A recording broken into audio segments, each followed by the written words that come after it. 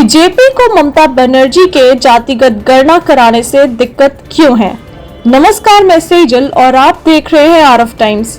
BJP पहले ही साफ कर चुकी है कि जातीय जनगणना से उसे परहेज नहीं है, लेकिन पश्चिम बंगाल में तृणमूल कांग्रेस सरकार के सर्वे को हिंदुत्व के लिए नुकसानदेह साबित करने के लिए नया तरीका खोज लिया है।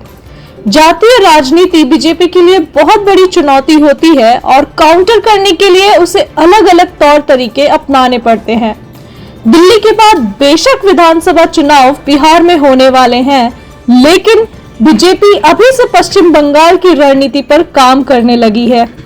पश्चिम बंगाल में चुनाव अगले साल यानी 2026 में होने हैं।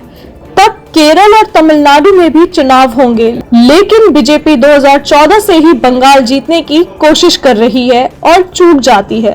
ममता बनर्जी ने भी दिल्ली और महाराष्ट्र की ही तरह पश्चिम बंगाल में भी वोटर्स की लिस्ट में गड़बड़ी किए जाने का मुद्दा उठाया है और उसे काउंटर करने के लिए बंगाल बीजेपी नेता तृणमूल कांग्रेस सरकार पर जाति आधारित सर्वे के जरिए तुष्टीकरण की राजनीति जैसा आरोप लगा रहे हैं। अव्वल तो बीजेपी नेता अमित शाह कह चुके हैं कि बीजेपी को जातीय जनगणना से परहेज नहीं है, लेकिन उसके बारे में फैसला सही वक्त पाने पर लिया जाएगा और ये बात लोकसभा चुनाव से पहले की है। पश्चिम बंगाल में बीजेपी ने सरकार के सर्वे को हिंदुत्व के लिए नुकसानदेह साबित करने के लिए अपना अलग एंगल खोज लिया है। बिहार में हुई जातिगत जनगणना के बाद से ही कई राज्यों में कास्ट सर्वे हो चुका है। ताजा तरीन मामला तेलंगाना का है, लेकिन बीजेपी की तरफ से वैसी सख्त प्रतिक्रिया अभी तक नहीं जताई गई जैसा उसका स्टैंड पश्चिम बंगाल में देखने को मिल रहा है। बिहार के कास्ट सर्वे को तो अब लोकसभा में विपक्ष के नेता राहुल गांधी भी फर्जी बता चुके हैं।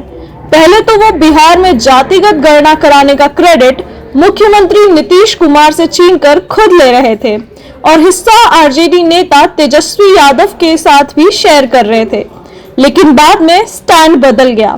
बिहार चुनाव में नजदीक आते ही कांग्रेस अब कास्ट सर्वे का श्रेय नीतीश कुमार को ही नहीं, तेजस्वी यादव को भी लेने नहीं देना चाहती है।